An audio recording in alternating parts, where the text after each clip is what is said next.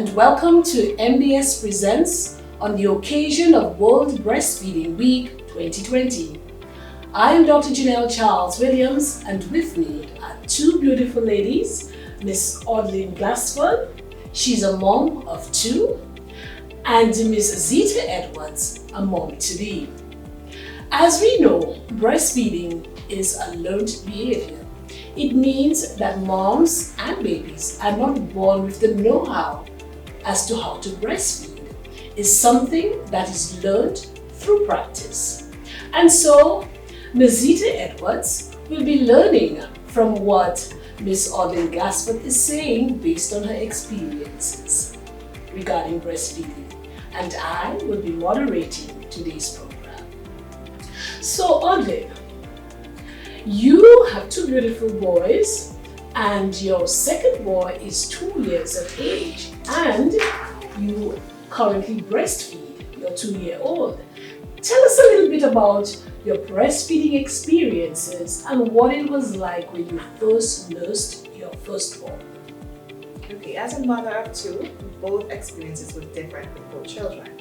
For the first child, I had a vaginal delivery. So by the time maybe half an hour after I gave birth, I started to breastfeed. For the second one, I had a cesarean section.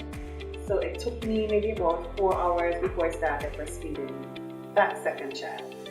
One of the things that I realized when I was breastfeeding the first one, because it was my first time, I've heard about breastfeeding, but I wasn't sure, putting it into practice. So I had to teach the baby, when I gave you the breast, you have to latch on and suck it. It was hard because he didn't know what to do. And you were not sure what to do. And I wasn't sure. I got frustrated, but then after the first day, I had it down back. Now when I had the second child, I was a master of it. I knew what to do and I did it, and it worked out well. So overall, both children breastfeeding was a plus for me. So what were some of the benefits?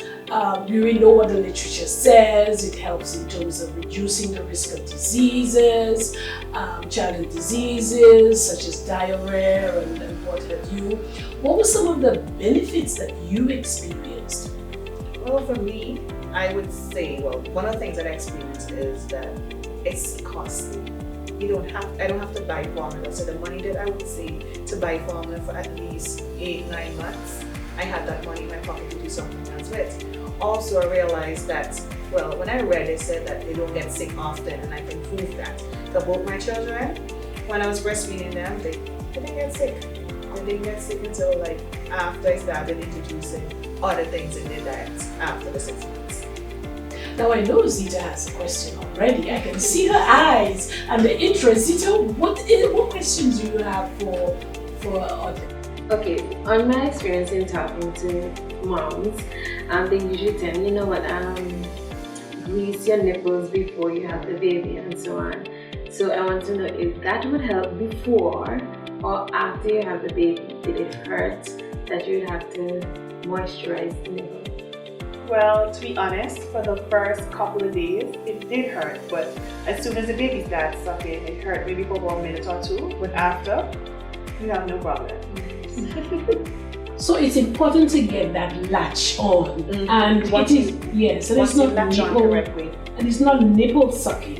It's actually putting the breast up to the areola, that point into the baby's mouth. And one of the ways you can get that done is by pointing the breast towards the baby's nose, and as they open the mouth, you sort of grab the breast and you can put it in, and you can, one of the strategies to get the whole areola into the mouth so you can have a nice latch on and the baby is not sucking the nipple. Was that your experience? One of the easiest thing for me was I lay down on my side and I got him to latch on easier that way. What were some of the other ways that you ensured that it was easier for him to latch on so that the experience of hurt was non-existent? Sometimes I'll prep myself up in the bed and I'll put a pillow, put him close up and get him to latch on easy too. Now, as you're talking about it, I can see the love and affection in your face. So I'm feeling that while you were breastfeeding, there was some conversation and exchange going on between you and baby. So tell me a little bit about that. Yes, when I breastfed the first one, I used to talk to him. So he would look up in my face and probably just wondering, what is mommy saying to me? And it's just a bond that I connect with him. As for the second one, who is still breastfeeding, I do the same thing to him. We conversate. Sometimes I ask him questions to take the rest of his month and he answers me. But it's a really good experience. I'm loving it. So I hear the thing there. Your second son is 2 and continues to breastfeed. How did you decide? How was that determined? Breastfeeding 2 years and beyond, and that is not a bad thing because the World Health Organization says continue to breastfeed 2 and beyond. So if it's okay for mommy and dad, then that's mommy and baby, not dad. Mommy and baby. What were some of the things that motivate you to continue? It's amazing. Well, from the experience I had with the first child, he was breastfed until he was about 3. And wow, one of the things that I noticed is that breastfeeding makes them smart and intelligent, and I can testify to that because my first son, he's always a 95 or plus average, always in the top grade school, and I said, you know what, I'm going to even do it better with the second child. The first one wasn't exclusively breastfed, but the second one, he was exclusively breastfed until he was about 9 months, 8-9 months, and then I started introducing her. So I wanted him to do better than I did with the first one. Am I here in 5 years, 6 years? No. Zita, what is that saying to you? Is that something you might want to do? It's kind of ticklish. To the 3 years old, it's kind of ticklish for me. I don't know if I can manage to that age. But I'm thinking though, is as you get into it and as you and baby continue to enjoy each other, then you do it, and then 5 years is here, you're like, oh, okay. That's what I'm getting from Ordenlyn. Do you have another question? Yes. Okay. Often the 2-year-old and whatever, but when they're just born, how would you know when the baby's full? Because I know sometimes they say you give them 15 minutes on each breast, but I know some might be different because of the breast size and whatever, because it might not be as full as a small breast to a big breast. How would you know when the child is full? Okay, well, when I was at the hospital, they told me to breastfeed 20 minutes on one breast, 20 minutes on the other. I did that, but after I started expressing the milk, I realized I started noticing the quantity of milk that I have in one breast. So from there, I would judge it. So when I express, I probably would get maybe 8 ounces from one breast, another 8 ounces from the other. So I said, okay, then I know how much time, what he's supposed to get in a feeding from weaning. So from there, I would the breast is full, it's hard, I'll let him suck, breastfeed until it's soft. And then I'll switch into the other breast and do the same thing until he's like to stop sucking. I think that's an important thing to allow baby to stop sucking. It's one way of telling our baby had enough. And one of the things though to find out if baby is doing well from breastfeeding is to monitor. Is baby alert?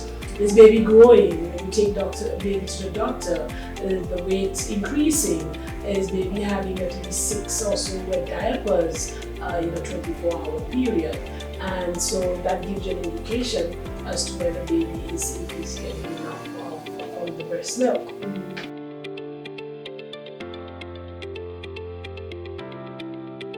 When I got pregnant with my first child, I was working in the pharmacy. So I was more attached to the clinics. And every time they had like an antenatal, I would go in and sit down and listen. And I got acquainted with most of the nurses around. And by the time they were finished convincing me about breastfeeding, I think that was the best thing after. So I used that and what they told me, and I put everything into practice.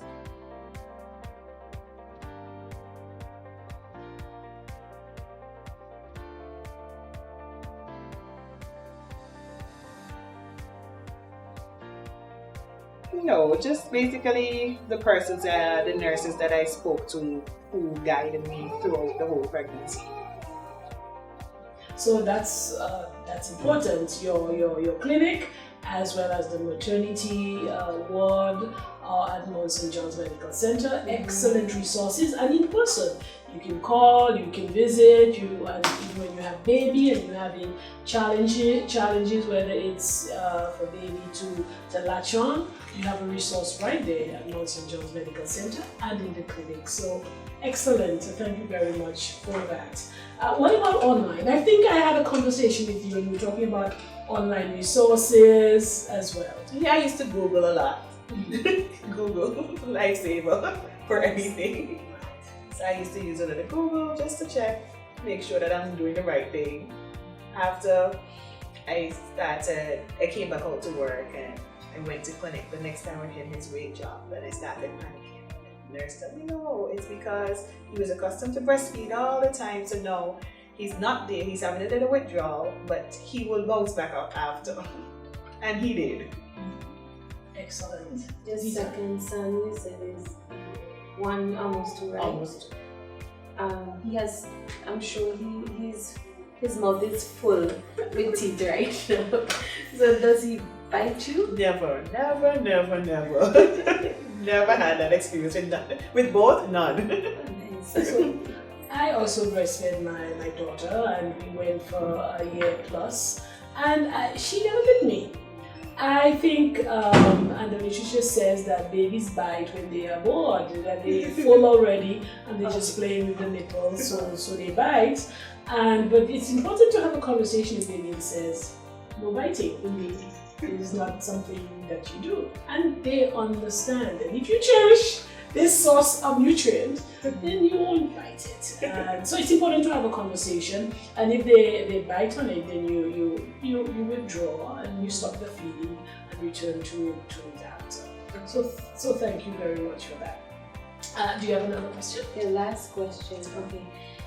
We get 13 weeks home with the baby, right? When it's time to go back to work, how do you manage? Whew. To be honest, I cried. My first day back out to work, I cried. I didn't want to leave him. I was so attached to him. But then, as I said, I was breastfeeding. He's exclusively breastfed. So I prepared myself. I had to work for 8 o'clock. I have to be there for 8. I have to take him to daycare. So I started maybe a week or two before in advance. I started expressing the milk, storing it, making sure that I'm always maybe days or a week, at least a week ahead of my game. And I would do that. I would express it twice a day at work. Then when I pick him up in the afternoon, I would breastfeed him. In the morning, I would express just a little bit. And when I take him to the daycare, if I take him, I breastfeed him again so I don't have that much milk to have maybe leakage before I start expressing at work. And just do a pattern, have it on a pattern, a routine, and it worked well for me. Oh, nice. So your milk that you store, you give that to the daycare? I would, right. What I usually do is the first in, first out. Okay. And I date them. One more question. Okay, when you said you express your milk a couple of weeks before you return to work, how long can you store breast milk for? In the freezer for about 6 months. 6 months? Yes. Oh wow. You just date them and put them in. Okay, so when you take it out the freezer, how do you prepare it to give it to the baby? See, you put it in some hot water. You don't put it in the microwave, don't boil it, just put it in some hot water and let it defrost and you feed the baby. The type of bottle matters? Because they say glass bottle is better than the plastic. I would say the glass bottle. That's glass right. bottle. Yeah. Okay. So I'm hearing quite a few themes here. I'm hearing planning is very important. And I'm also hearing that you need to choose a daycare that supports breastfeeding and feeding your baby your breast milk. So it certainly must be a daycare center that does not have any skirmishes dealing with breast milk, because some people object to it. So you probably did an interview and going around to see who would support that kind of stuff. I am also hearing the theme that, and I don't know if that happened to you, when you return to work, you must have had a conversation with your supervisor, your manager, to indicate that I will be expressing my milk and that sort of thing. So tell us a little bit about that. So Zita, on her return to work, knows, what kinds of conversations that she should be having and what she should be doing on returning to work. Okay, well, as I said, you plan before, and when you come in, you speak to your supervisors. Tell the supervisor, at this time of the day, I'm asking permission to go and breastfeed, express my breast, and she'll understand. Yeah. Was it a lengthy process, or you had some sufficient practice at home that in no time you're still filling up your 8 ounces? Because I saw a picture, and I think I had the opportunity to discuss that with you, and within no time you're showing me some 8-ounce bottles full to the rim. Probably by 20 minutes, I'm finished. I'm finished by 20 minutes. One thing I must tell you is drink a lot of water. Right. That's something that I do, and I realized even now, if I drink a lot of water before 2 o'clock, by 2 o'clock, I start to have leakage from my breast. That's it. Now I know Zita's been a model, and we have desires to continue to do her modeling and that sort of thing. And I know other moms have been concerned about breastfeeding a baby. What is the impact on my breast? Is it still nice and firm and up there? How does breastfeeding impact your breast? So, do you have anything to share with that? For me, it didn't do anything to my breast. It's still standing there.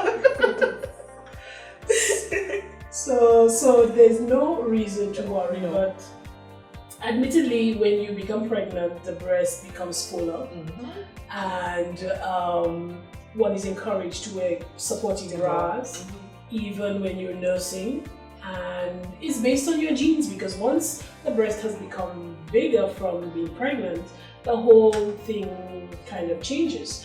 But based on your genes, and I know based on age, so Zita is not the breastfeeding, but basically the process of life, of getting older, and some things just gravitate, or gravity just deals with it. So it is not as a result of breastfeeding, because that's all it says. It's way up there. I like to think mine is way up there too, but that's another story. Any parting words, and after that, but before that, Zita, is there anything that you wanted to ask? Any nagging question in your head about breastfeeding still? Well, I've been doing some reading for the time I've been home and relaxing for the time being. So I guess Ordenlyn's experience is just an addition, so I'm just waiting for that day to come so I can put it into practice. And I have a local resource as well, Breastfeeding Support Network, online on Facebook. You can also have a look at that, and you can also see Ordenlyn there as well, the day she returned to work, talking about the experience and actually crying, because that separation does sort of have that emotional impact on you. Ordenlyn, any parting words? Well, for Zita, I'm just going to let you know that breastfeeding is best, and I would recommend it. Plan. Once proper planning, you will get it done well. Yes, I echo that, and we wish you all the best, and breast is best. Thank you for listening, and that was MBS Presents on the occasion of Breastfeeding Week 2020. Thank you to my 2 ladies who joined me to talk about breastfeeding, and we'll see you next time for another MBS Presents.